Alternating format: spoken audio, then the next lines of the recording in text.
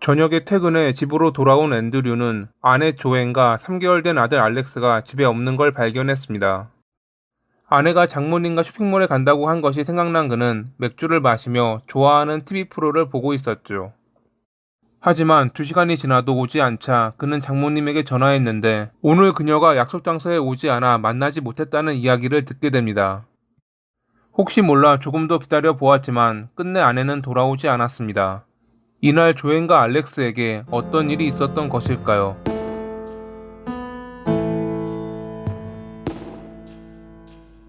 카타사 우쿠아는 미국 펜실베니아 리아이 카운티의 자치구로 6,500명 정도의 인구가 거주하는 지역입니다. 1992년에 만나 결혼한 앤드류와 조앤은 이곳에 보금자리를 만들었죠. 1994년 8월에 아들 알렉스가 태어났고 둘은 행복한 가정을 이룬 듯 보였는데 3개월 뒤 조앤과 알렉스가 실종됩니다. 12월 15일 아침 일찍 집을 나서는 그에게 손을 흔들던 조앤은 이따 오후에 크리스마스 쿠폰을 쓰기 위해 쇼핑몰에 간다고 말했습니다. 이제 3개월 된 알렉스를 데리고 혼자 가기에는 불편하지 않겠냐는 그의 물음에 그녀는 엄마와 함께 가기로 했다며 그를 안심시켰습니다. 앤드류가 일을 마치고 집에 돌아온 시간은 저녁 7시 무렵. 당시 안에는 아무도 없는지 불이 꺼져 있었습니다. 아직 아내가 돌아오지 않았다고 생각한 그는 그녀가 오면 함께 저녁을 먹을 생각에 맥주를 꺼내 마시며 TV를 보았습니다. 하지만 2시간이 지나도 그녀가 오지 않자 장모님에게 전화를 걸었는데 장모님은 그녀가 오늘 약속 장소에 나타나지 않았다고 말합니다. 집으로 전화했지만 아무도 받지 않아 엇걸렸다고 생각해 돌아왔다는 장모님의 말에 그는 문득 불안감이 몰려왔습니다. 일단 전화를 끊고 집 주변을 둘러본 앤드류는 외부에서 지하실로 통하는 문의 잠금 장치가 손상된 것을 발견했고 분명 아내와 아들에게 문제가 생겼다고 판단해 911에 신고했습니다. 잠시 뒤 도착한 경찰에게 그는 누군가 그들을 데려갔다고 주장하며 도로를 검문하고 주변을 수색해달라고 요구했습니다. 하지만 경찰은 그녀의 차가 사라진 것으로 보아 스스로 떠났을 가능성이 높다며 거절했습니다. 앤드류가 자물쇠가 떨어져 있는 지하실 문을 보여주었지만 누군가 그들을 데려갔다는 증거가 없다며 그대로 돌아가 버렸죠. 경찰의 태도에 그는 어이가 없었지만 일단 지인들과 함께 주변을 돌아다녔고 얼마 뒤 근처 술집에서 조앤의 차를 발견했습니다. 하지만 아내와 아들은 어디에도 보이지 않았죠. 그는 경찰을 다시 불러 그녀에게 문제가 생긴 거라 주장했지만 이번에도 경찰은 별다른 조사 없이 그냥 차를 집에 가져가라고 말했습니다. 그들의 실종과 관련된 증거가 차 안에 있을지도 모르는데 아무것도 아니라는 듯한 경찰의 태도에 그는 매우 화를 냈고 그제야 경찰은 사건으로 받아들여 조사에 착수했다고 합니다. 왜 그녀의 차는 평소 가지도 않았던 술집 앞에서 발견된 것일까요? 당시 가게에 있던 사람들은 언제부터 그녀의 차가 거기에 있었는지 알지 못했습니다. 주변에서 그녀를 본 사람도 없었습니다. 갓난아이를 안고 있는 젊은 여성이라 눈에 띄었을 텐데 말이죠. 그러던 중 경찰은 그녀의 차 운전석 머리 받침대에서 6가닥의 금발 머리카락을 발견했습니다. 조앤은 흑발이었기에 다른 사람의 것임이 분명했습니다. 뿌리가 갈색이었던 점으로 보아 금발로 염색한 듯 보였고 길이 때문에 여성일 가능성이 높았습니다. 범인 혹은 그들의 실종과 연관이 있는 이가 그녀의 차를 몰아 술집 앞에 가져다 둔 것이 분명해 보였죠. 그들의 흔적을 뒤쫓는 한편 경찰은 의심가는 이들을 신문했습니다. 가장 먼저 의심받았던 이는 남편인 앤드류.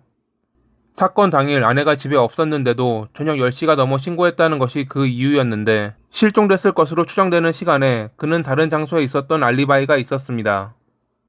경찰이 혐의를 벗은 그에게 혹시 짐작가는 사람이 있는지 묻자 잠시 고민하던 그는 패트리샤라는 여성을 지목했습니다. 그녀는 그의 전 여자친구로 사건 발생 3일 전 그녀와 아내가 통화를 했는데 아내가 매우 화를 냈던 것을 기억한 것입니다.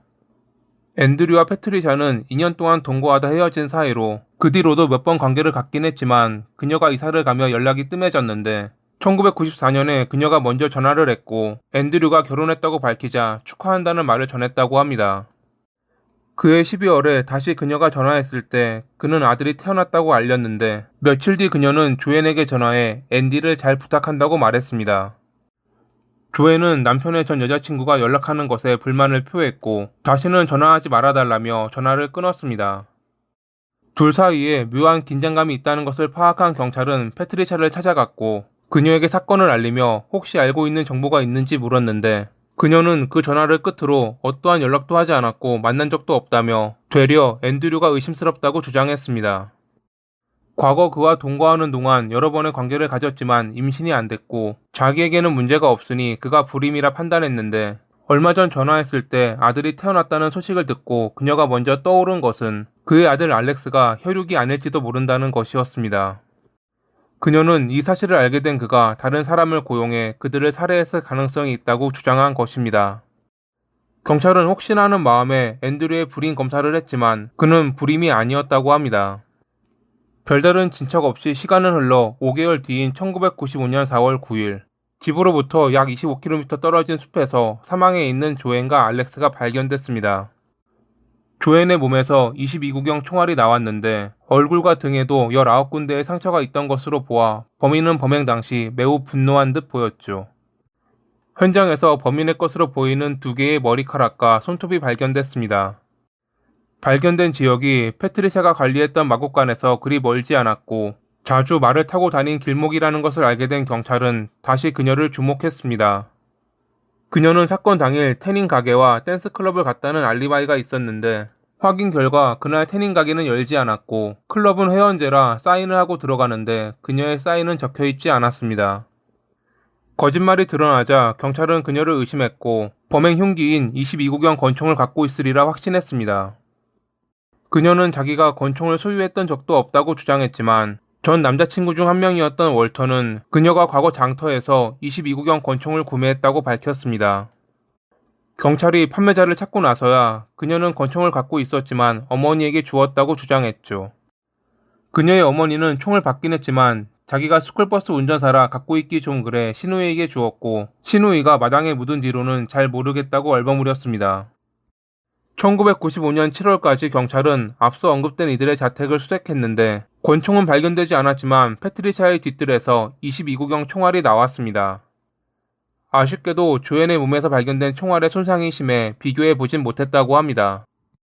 경찰을 만날 당시 패트리샤는 갈색 머리였지만 사건이 일어난 당시에는 금발머리였던 사진이 발견되자 검찰은 그녀가 범인이라 확신하며 영장을 통해 모발과 혈액 샘플을 제공받았고 머리카락 DNA 검사 결과 범인의 것과 일치한다는 결과를 얻을 수 있었죠.